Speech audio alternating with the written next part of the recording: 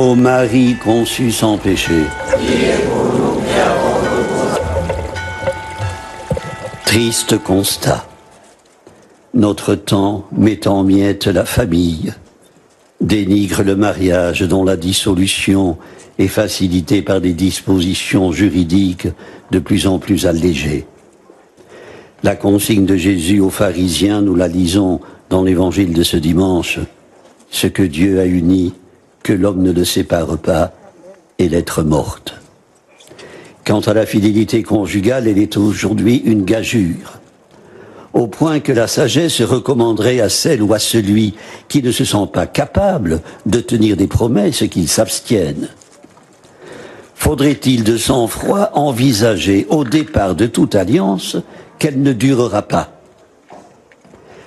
Dans l'opinion générale, la fidélité conjugale relèverait des fadaises de poètes ou du blabla culpabilisateur des curés. Elle renverrait à un temps révolu. Changeons d'air, titré en magazine, 2000 ans de culpabilité, ça suffit.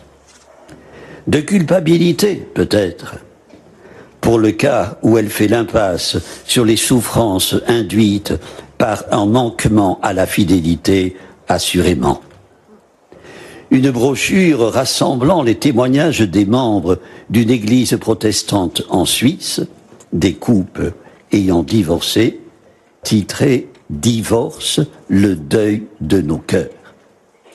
Ne convient-il pas d'ajouter « dégâts collatéraux » ? Quand un amour échoue, dit le pape François, il faut écouter la douleur de ceux qui ont échoué.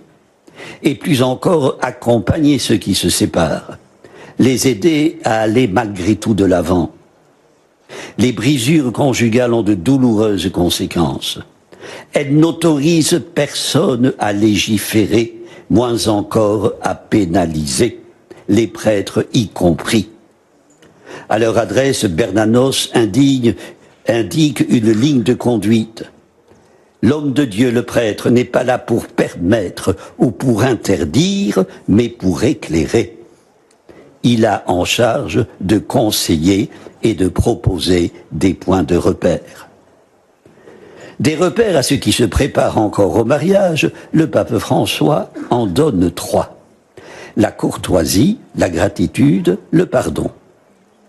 La courtoisie, cette sœur de la charité qui éteint la haine et conserve l'amour, dit-il en citant sans crainte de faire sourire saint François d'Assise, un héritage chevaleresque. La gratitude, c'est-à-dire la reconnaissance réciproque des bienfaits reçus. Tout le contraire d'un banal merci polissé par la société. Sans gratitude, il est impossible de faire un pas de plus dans la vie matrimoniale. Le pardon, enfin, que le pape a sorti de ce commentaire. Si les époux apprennent à se demander pardon, à se pardonner mutuellement, le mariage durera et avancera.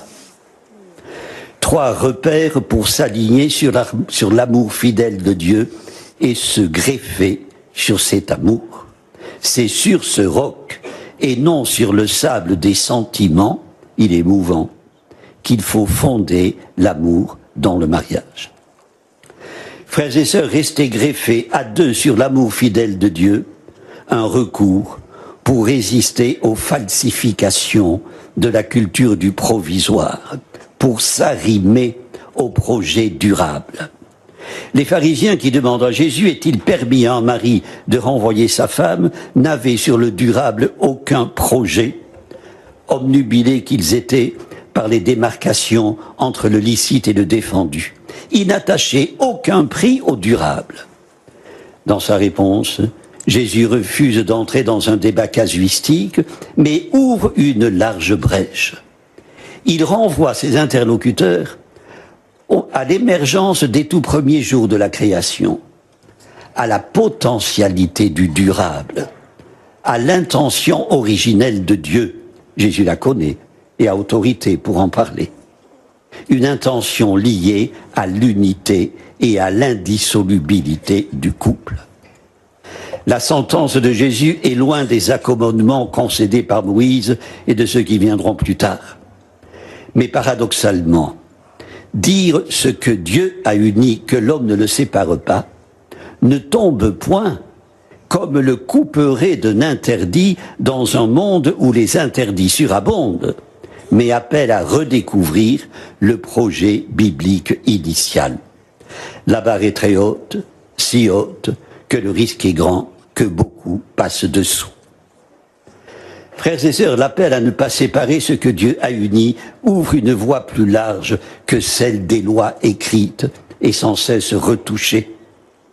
Une invite inscrite au plus profond de l'homme et de la femme, qui les engage à vivre et à s'épauler ensemble le plus longtemps possible, sans jamais faire défaut, surtout pas à la première difficulté. Quel gymnase de l'altérité, le couple homme-femme. La première difficulté, une aide familiale avait pris rendez-vous avec son avocat pour entamer une procédure de divorce. Venait-elle de buter sur la première difficulté? Je ne sais. Toujours est-il qu'elle décommanda son rendez-vous après avoir entendu un vieux monsieur dont elle s'occupait dire à sa femme « Ne gâchons pas 60 années de vie commune par nos impatiences ». Il n'avait pas dit difficulté. Quelle sagesse acquise au long des années. Elle fait taire les impatiences, les difficultés susceptibles de ruiner une communauté de vie. Je conclus par le dialogue dont fut témoin un ancien abbé général des Prémontrés. Dialogue entre une vieille femme et un jeune curé. C'était dans la sacristie d'une paroisse du Rouergue, un dimanche. Le curé avait expliqué en chair pourquoi l'Église n'admettait pas le divorce. Une paroissienne était venue lui dire qu'elle n'arrivait pas à comprendre le pourquoi de l'indissolubilité du mariage. Le curé renouvela des explications qu'il avait déjà données, mais en vain. Son interlocutrice insistait, s'obstinait, s'incrustait. Agacé, le curé finit par lui dire « Madame, ceci est l'estigance de la manigance de la jurisprudence des pandectes des lois de la Sainte Rote romaine. » « Oh, alors excusez-moi, monsieur le curé, convint-elle, il fallait le dire plus tôt. »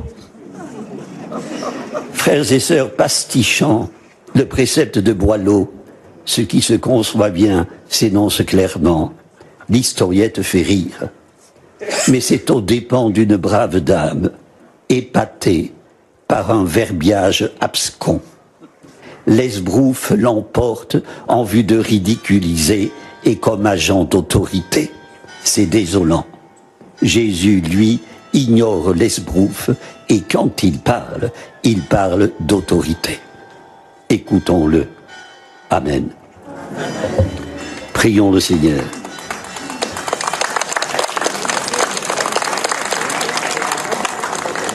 Seigneur Dieu, quand ton Fils fut élevé sur la croix, tu as voulu que sa mère, remplie de compassion, se tienne debout auprès de lui.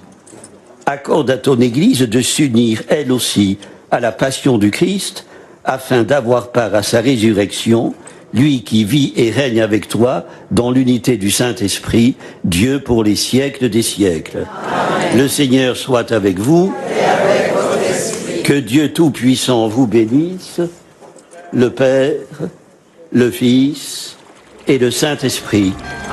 Notre-Dame de Lourdes, Sainte Bernadette, ô Marie conçue sans péché, priez pour nous qui avons recours